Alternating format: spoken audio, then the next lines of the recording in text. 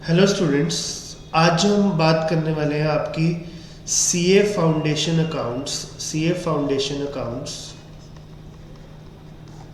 मई 2024 के अटेम्प्ट के लिए जो आपका सिलेबस है, आज हम उसके बारे में डिस्कस करेंगे। और हम डिस्कस करेंगे कि किस चैप्टर में से कितने मार्क्स का पेपर आने के चांसेस हैं। तो सबसे पहले हम बात करेंगे कि आपका मई 24 में जो आपका अकाउंट्स का पेपर होगा वो 100 मार्क्स का पेपर है, 100 मार्क्स का पेपर है। और पूरा का पूरा सब्जेक्टिव पेपर है, कुछ भी इसमें ऑब्जेक्टिव टाइप नहीं आएगा। सारा पेपर आपको लिखना होगा, everything is subjective, nothing is objective type. सबसे पहले let us start with the syllabus. आपके सिलेबस में तो सबसे पहले है थ्योरेटिकल फ्रेमवर्क चैप्टर नंबर 1, जो बच्चे ऑलमोस्ट छोड़ के जाते हैं, बट इसमें से भी 10 नंबर्स का पेपर आने के चांसेस रहते हैं। तो ज़्यादातर इसमें से जो पेपर पूछा जाता है कैपिटल एंड रेवेन्यू एक्सपेंडिचर में से, और बाकी थियोरी की क्वेश्चंस भी इसमें से पूछ लिए जाते हैं। तो अप्रॉक्सीमेटली ये जो आपका चैप्टर कवर करता है 10 मार्क्स कवर करता है। तो इसमें आपके 7 यूनिट्स हैं, जिसमें आपके मीनिंग ऑफ अकाउंटिंग, और उसके बाद आपका अकाउंटिंग कंसेप्ट है, रेवेन्यू एंड कैपिटल एक्सपेंडिचर है, उसके बाद कंटिजेंट एसेट्स एंड लाइबिलिटीज़ क्या होती है, उसके बाद अकाउंटिंग पॉलिसीज़ क्या है, और उसके बाद accounting as a measurement discipline, valuation principles accounting के, और अकाउंटिंग स्टैंडर्ड्स। तो ये पूरा का पूरा जो आपका चैप्टर है, इसमें जितने भी यूनिट्स हैं थियोरी से रिलेटेड है। But again it is very important, ये इंपॉर्टेंट है, इसको आप छोड़ के नहीं जा सकते, क्योंकि ये 10 मार्क्स कवर करता है। हाँ, इसमें आप इसमें आप क्या कहते हैं, अपना थोड़ा सब्जेक्टिव होकर चल सकते हैं कि आप एक आधा चैप्टर छोड़ भी सकते हैं, बट आपको इसको कवर ज़रूर करके जाना है। उसके बाद नेक्स्ट है आपके पास accounting process chapter number 2, chapter number 2, chapter number 3, chapter number 4, chapter number 5 and chapter number 6। Right, ये मिलाकर आपके जो एक चैप्टर है 2 से लेकर 6 तक, ये अप्रॉक्सीमेटली आपके पेपर में 30 मार्क्स कवर करते हैं। तो they cover 30 marks in your paper.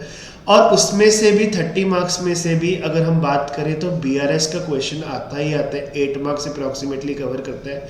और इन्वेंट्री और डेप्रिसिएशन का क्वेश्चन भी 5 मार्क्स का, तो अप्रॉक्सीमेटली 20 मार्क्स तो इसी में से कवर हो जाता है, आपके 18 to 20 मार्क्स। तो बाकी आपके 10 to 12 मार्क्स जो बचे वो इसमें से और इसमें से कवर होते हैं। राइट, तो इट मीन्स आप इसमें से बीआरएस, इन्वेंट्रीज और डेप्रिसिएशन और अमोर्टाइजेशन तो बिल्कुल भी छोड़कर नहीं जा सकते हैं। उसके बाद next coming up to your chapter number 7। Chapter number 7 आपका फाइनल अकाउंट्स का है। तो फाइनल अकाउंट्स में ऑफ नॉन मैन्युफैक्चरिंग कंपनीज और मैन्युफैक्चरिंग एंटिटीज अपना जब आप trading account, profit and loss account और बैलेंस शीट बनाते हैं, उसके बाद उसमें एडजस्टमेंट्स है, तो वो सब मिलाकर 10 मार्क्स अप्रॉक्सीमेटली कवर करता है। तो ओवर एंड ऑल अगर हम देखें तो ये आपका मॉड्यूल 1 है, जिसमें आपके चैप्टर नंबर 1 से लेकर चैप्टर नंबर 7 कवर्ड है, और ये जो है 50 मार्क्स अप्रॉक्सीमेटली आपके पेपर में कवर करते हैं। Right, now coming up to your module number 2। Module number 2 में जो आपके चैप्टर्स हैं, आपके पास चैप्टर्स हैं जो मॉड्यूल नंबर 2 में, मॉड्यूल नंबर 2 में चैप्टर नंबर 8 है आपके पास एनपीओ है, और चैप्टर नंबर 9 है accounts from incomplete records. Right, ये जो चैप्टर है आपका इस बार ही ऐड हुआ है, तो इसमें से क्वेश्चन आने के बहुत ज़्यादा चांसेस रहेंगे।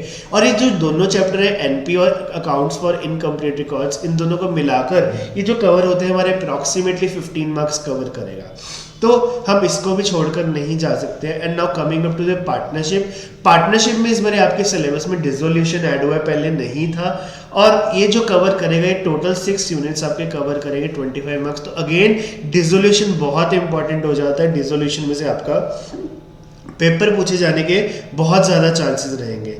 लास्ट इसमें आपका जो चैप्टर है, चैप्टर नंबर 11 कंपनी काउंट्स जो आपका कवर करेगा अप्रॉक्सीमेटली 10 मार्क्स का पेपर इसमें से कवर होगा, जिसमें आपके शेयर कैपिटल डिबेंचर्स और redemption of preference shares, redemption of debentures, तो ये सब आपके सिलेबस में कवर्ड है। Even accounting for bonus and right issues are covered. तो अप्रॉक्सीमेटली 10 मार्क्स का कवर होगा। सर क्या ये एग्जैक्टली इतने मार्क्स का आएगा? नहीं, ये सिर्फ अप्रॉक्सीमेशन है, थोड़ा बहुत ऊपर नीचे हो सकते हैं। जैसे कंपनी अकाउंट्स का 15 मार्क्स का आ जाए, इसमें से 10 मार्क्स का आ जाए, तो ये अप्रॉक्सीमेशन है, तो ऊपर नीचे थोड़ा बहुत हो सकता है। या पार्टनरशिप में से 20 मार्क्स का आ जाए और कंपनी अकाउंट्स में से 15 मार्क्स का हो जाए, तो ये अप्रॉक्सीमेशन है। तो मॉड्यूल 2 भी अप्रॉक्सीमेटली आपका 50 मार्क्स कवर करता है। तो अगर हम टोटल बात करें तो 50 marks module 1 and 50 marks module 2, तो टोटल 100 मार्क्स का इसमें आपका पेपर कवर हो जाएगा। Right. Now coming up to theory portion की सर थियोरी कितने मार्क्स की आती है, तो अप्रोक्सीमेटली 15 to 20 मार्क्स के आपके पेपर में थियोरी कवर होती है और 80 मार्क्स का आपका प्रैक्टिकल कवर होता है। तो अप्रोक्सीमेटली आपको थियोरी भी 15 से 20 मार्क्स की आते हैं, आप उसको छोड़कर नहीं जा सकते। If you are aiming for 80 plus marks, if you are aiming for 80 और 90 प्लस मार्क्स, तो थियोरी बहुत इंपॉर्टेंट है, राइट। और कई बच्चों को होता है कि सर हमसे प्रैक्टिकल, हमारा प्रैक्टिकल बहुत स्ट्रांग नहीं है तो हम थियोरी कवर करना चाहते हैं, तो उनके लिए एक बहुत अच्छा तरीका है कि वो अच्छे से थियोरी कवर करें, तो 15-20 मार्क्स तो वहीं से उनके कवर हो जाएंगे, right. Now coming up to your next part कि सर हम इसकी प्रेपरेशन कैसे करेंगे, तो हम चैप्टर वाइज चलेंगे, एक एक करके। चैप्टर नंबर 1 से हम बेसिक से स्टार्ट करेंगे। इवन जर्नल एंट्रीज हम क्लास में सीखेंगे कि जर्नल एंट्रीज कैसे डालते हैं। तो फ्रॉम द वेरी स्क्रैच, अगर किसी को कोई प्रॉब्लम है कि सर हमने प्लस वन में अच्छे से नहीं करी है जर्नल एंट्रीज, हमें प्रॉब्लम है, तो don't worry, that all will be covered in the class, right. उसके बाद नेक्स्ट हम कवर कर रहे हैं, एक छोटा सा टॉपिक कवर कर रहे हैं, जो हम बात कर रहे हैं मेथड्स ऑफ डेप्रिसिएशन की, मेथड्स फॉर। ओके, तो नेक्स्ट टॉपिक जो हम कवर करने वाले हैं that is methods of depreciation. तो मेथड्स ऑफ डेप्रिसिएशन में हमारे पास SLM और WDV सबको पता होगा, दो तरह के मेथड्स होते हैं। क्या सर इसके अलावा भी मेथड्स होते हैं? यस, इसके अलावा भी हमारे पास डेप्रिसिएशन के मेथड्स होते हैं, तो we will be covering that also in this lecture. तो firstly we are seeing original cost method पे, which means SLM method, straight line method पे डेप्रिसिएशन कैसे कैलकुलेट होती है। तो देखो हमारे पास कॉस्ट ऑफ एसेट है 14 लाख प्लस उसके इंस्टॉलेशन के एक्सपेंसेस भी जो है वो उसकी कॉस्ट का ही पार्ट बन जाते हैं। तो हमारे पास जो टोटल कॉस्ट ऑफ एसेट आ गई दैट इज 15 लाख। तो 15 लाख के ऊपर 10% depreciation that is 1.5 lakh. As per SLM method हर साल जो डेप्रिसिएशन है वो 1.5 लाख ही लगेगी। तो अगर हम बात करें 2021 की, that will also be 1.5 lakh, and 2022 की भी जो डेप्रिसिएशन आएगी that will be 1.5 lakh, right. अब यहाँ पे उसने हमें क्वेश्चन के अंदर सीधा सीधा हमें 10% रेट दे दिया। अगर वो हमें रेट ना देकर यूजफुल लाइफ देता तो इस केस में फॉर्मूला क्या लगता है डेप्रिसिएशन का? Cost minus scrap value, right. अब हमें स्क्रैप वैल्यू इस क्वेश्चन में कुछ भी नहीं गिवन, तो हम उसको 0 ले लेंगे, डिवाइडेड बाय हम करते हैं useful life of the asset.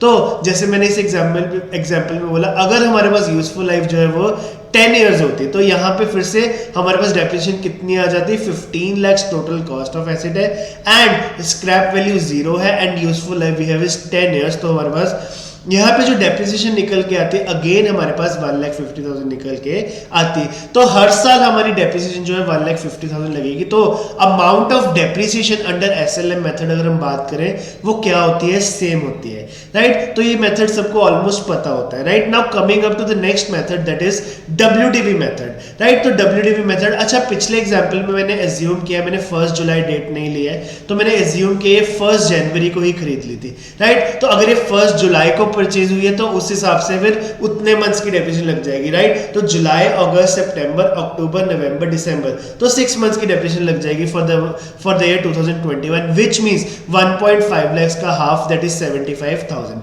Right. That is not a problem, right. वो हम उस हिसाब से कैलकुलेट कर लेंगे, राइट। ये मैंने आपको फुल ईयर की डेप्रिसिएशन बताई कितनी आएगी, 1.5 lakh, right. Now coming up to the next that is WDV method. तो WDV मेथड के अंदर हम क्या करते हैं? हम हर साल रिटर्न डाउन वैल्यू पर क्या लगाते हैं? डेप्रिसिएशन लगाते हैं। अब सर रिटर्न डाउन वैल्यू क्या है? अब देखो इस क्वेश्चन में अगेन आपकी जो एसेट की कॉस्ट है दैट इज 15 लाख। अब पहले साल तो डेप्रिसिएशन आप कितनी लगाओगे? 15 लाख के ऊपर इनटू 10% फॉर 6 मंथ्स, क्योंकि आपने एसेट कब खरीदी है? 1 जुलाई को खरीदी है, तो which will be equal to 75,000। So this will come out to be 14,25,000 आपकी रिटर्न डाउन वैल्यू आ जाएगी। कौन सी डेट को आएगी आपकी रिटर्न डाउन वैल्यू? अगर आप 31 दिसंबर को बुक्स क्लोज कर रहे हो तो ये 31 दिसंबर 2021 को आपकी वैल्यू आ गई कितनी? 14,25,000। अब जब आप नेक्स्ट ईयर की डेप्रिसिएशन लगाओगे, आप 15 लाख पर नहीं लगाओगे in case of return down value method.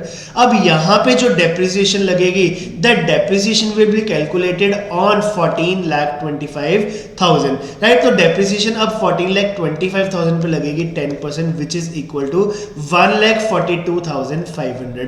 अब नेक्स्ट ईयर जो डेप्रिसिएशन लगेगी वो आपकी लगेगी 14,25,000 माइनस 1,42,500।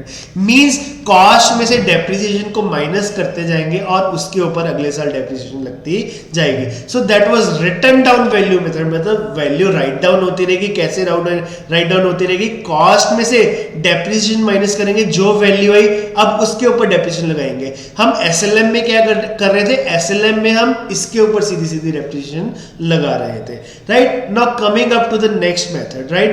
अब ये मेथड तो सबको ऑलमोस्ट पता होते हैं, एसएलएम और WDV. Now next method is sum of years of digits method. अब it is a variation of reducing balance method. अब इसमें हम कैसे डेप्रिसिएशन लगाते हैं? अब जैसे देखो, फॉर एग्जांपल आपने जो मशीनरी परचेज करी आपने 10 lakhs की परचेज करी और उसकी estimated useful life was 10 years and उसकी स्क्रैप जो है, स्क्रैप वैल्यू है 1,20,000। तो हमने एसएलएम में भी देखा था, तो यहाँ पे भी जो आपकी जो एसेट की कॉस्ट आ जाएगी, डेप्रिशिएबल अमाउंट आ जाएगी, वो कितनी आ जाएगी? 10 lakhs माइनस 1,20,000, राइट। तो 10 lakhs minus 1,20,000 which is equal to 8,80,000, right. अब इस 8,80,000 को आपको क्या करना है? डेप्रिशिएट करना है। बट यहाँ पे मेथड जो यूज करना है यहाँ पे sum of years of digits method. अब सर ये sum of years of digits क्या है? अब देखो ध्यान से बच्चों, ये देखो आपके पास 10 इयर्स है ना, तो sum of years of digits means 10 plus 9, उल्टी कैलकुलेशन, उल्टी काउंटिंग करनी है आपको। 10 plus 9 plus 8 plus 7 plus 6 plus 5 plus 4 plus 3 plus 2 plus 1, right. आपको 1 तक जाना है और इन सबको प्लस करना है। तो अगर हम इसको प्लस करें तो ये हमारे पास आ जाएगा 55। तो सर अभी 55 आ गया हमारे पास। अब डेप्रिसिएशन कैसे लगेगी? तो देखना बच्चों, यहां से शुरू हो जाना। तो फर्स्ट ईयर में जो डेप्रिसिएशन लगेगी वो 8,80,000 इंटू 10, फर्स्ट ईयर का 10 है ना, divide by total of sum, right, which is 55। तो फर्स्ट ईयर इतनी डेप्रिसिएशन आ जाएगी। तो सेकेंड ईयर में जो आपके पास डेप्रिसिएशन आएगी वो 8,80,000 इंटू 9/55। थर्ड ईयर में जो आपके पास डेप्रिसिएशन आएगी वो 8,80,000 इंटू 8/55 एंड सो ऑन। तो ऐसे करके आप डेप्रिसिएशन कैलकुलेट करेंगे। तो सर ये जो हमने सम ऑफ डिजिट्स किया, तो क्या इसका दूसरा मेथड भी निकालने का? यस। जैसे आपके पास 10 इयर्स है तो 10 इंटू 11, नेक्स्ट नंबर 10 से डिवाइड बाई 2, तो आपके पास सीधा 55 आ जाएगा। अगर 5 इयर्स है तो 5 इंटू 6 डिवाइड बाई 2 आपके पास 15 आ जाएगा। तो ऐसे करके आप सम ऑफ इयर्स इजीली निकाल सकते हैं, राइट। तो आई होप आपको ये मेथड समझ लग गया होगा। तो इसमें कुछ भी नहीं करना, सिंपल जितने आपके पास नंबर ऑफ इयर्स है उसका आपको सम निकालना है। सम कैसे निकालना है? तो यहाँ पे for example 5 plus 4 plus 3 plus 2 plus 1 which is equal to 15, right. तो आपको इसको डिवाइड करना है 15 से, मल्टीप्लाई करना है डेप्रिशिएबल अमाउंट से। तो डेप्रिशिएबल अमाउंट सेम जैसे एसएलएम में लेते हैं, कॉस्ट में से क्या माइनस करेंगे? स्क्रैप वैल्यू माइनस करेंगे। और पहले साल की डेप्रिसिएशन 5 ऊपर आ जाएगा। उसके बाद दूसरे साल की डेप्रिसिएशन आप डेप्रिशिएबल अमाउंट को मल्टीप्लाई करेंगे किससे? इंटू 4/15। फिर थर्ड ईयर में 3/15, राइट, एंड सो ऑन। तो ऐसे करके सम ऑफ इयर्स में आप डेप्रिसिएशन कैलकुलेट करेंगे, राइट। नेक्स्ट है आपके पास मशीन आवर मेथड। तो मशीन आवर मेथड में देखो, मशीन आवर मेथड में आपको क्या करना है? आपको डेप्रिसिएशन पर मशीन आवर निकाल लेनी है। तो जैसे यहाँ पर 30 lakhs आपके पास कॉस्ट है minus 2 lakhs, right, minus 2 lakhs, which is equal to 28 lakhs। तो 28 lakhs टोटल डेप्रिशिएबल अमाउंट है। और ये मशीन चलेगी कितने घंटे? 24,000, राइट। अब आप यहां से निकाल लो कि 28 डिवाइड बाई 24,000 आपके पास आ जाएगा डेप्रिसिएशन पर मशीन आवर। अब उसके बाद क्या करोगे? उसको मल्टीप्लाई कर दोगे जितने भी घंटे आपकी मशीन चली है। फॉर एग्जांपल 3 घंटे चली है तो इंटू 3000, राइट, वो आपके पास आ जाएगा डेप्रिसिएशन फॉर फर्स्ट ईयर। उसके बाद सेकेंड ईयर के भी सेम 3,000 घंटे, तो इंटू 3000 करोगे, सेम इसी को 28 lakhs डिवाइडेड बाय 24,000 इंटू 3000, वो सेकेंड ईयर की आ जाएगी। और अगर आपको फोर्थ ईयर की निकालनी है, जैसे फोर्थ ईयर की डेफिनेशन उन्होंने बोला है 2600 आवर्स चली है, तो फोर्थ ईयर की डेफिनेशन कैसे निकलेगी? 28 lakhs डिवाइडेड बाय 24,000 टोटल जितने घंटे चलनी है मशीन इंटू 2600। इसके लिए 28 lakhs डिवाइडेड बाय 24,000 इंटू 1800, तो ऐसे निकल जाएगी डेप्रिसिएशन, राइट। उसके बाद नेक्स्ट है हमारे पास प्रोडक्शन यूनिट्स मेथड। सेम जैसे अभी आपने क्या किया, मशीन आवर्स के हिसाब से निकाला, वैसे प्रोडक्शन ईयर मेथड पे। तो प्रोडक्शन ईयर में देखो, जैसे आपको मशीन की परचेज प्राइस गिवन है 20 lakhs, राइट, और उसकी यूजफुल लाइफ है आपके पास 10 years with residual value of 2 lakhs, और इफ 1.5 लाख यूनिट चलेगी, तो बताओ, आपको पता लग गया होगा अब यहाँ पे डेप्रिसिएशन कैसे निकालेंगे।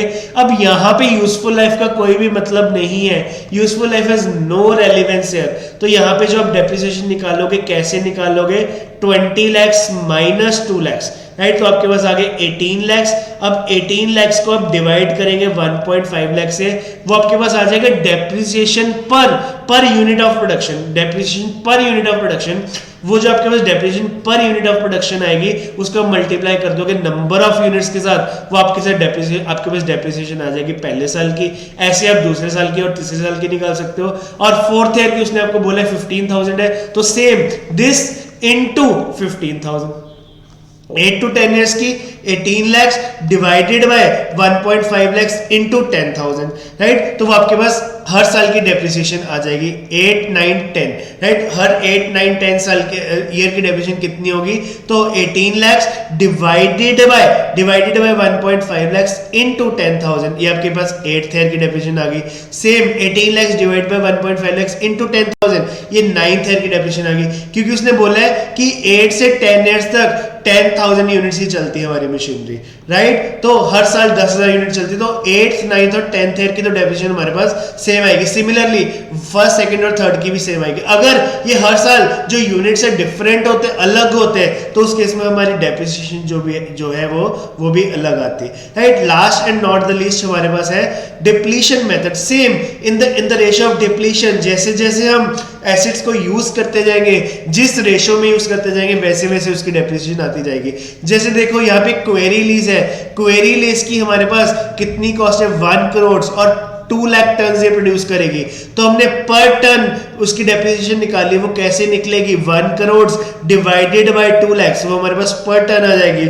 फिर देखो 2019 की डेप्रिसिएशन निकालनी है, इनटू 2000 करके हमारे पास डेप्रिसिएशन आ जाएगी फॉर 2009, इनटू इसको मल्टीप्लाई करेंगे अगर 10,000 से, वो हमारे पास आ जाएगी 2020 की depreciation, which means 1 crore divided by 2 lakhs into 10,000 हमारे पास 2020 की डेप्रिसिएशन आ जाएगी। 2021 की कैसे निकालोगे, 2021 की 1 crore divided by 2 lakhs, 1 crore divided by 2 lakhs into क्या करोगे आप, सेम 15,000, वो आपके पास 2021 की डेप्रिसिएशन आ जाएगी, राइट। तो ये जो हमने 4 मेथड करे, डिप्लीशन मेथड के बाद हमने प्रोडक्शन यूनिट्स मेथड से पहले हमने किया मशीन आवर मेथड, और ये जो हमने किया sum of years of digits method. तो ये they are only part of WDV and SLM only, but ये थोड़े से डिफरेंट मेथड है और पेपर में पूछे जा सकते हैं 5 मार्क्स में, तो you should do them properly, right. तो इसके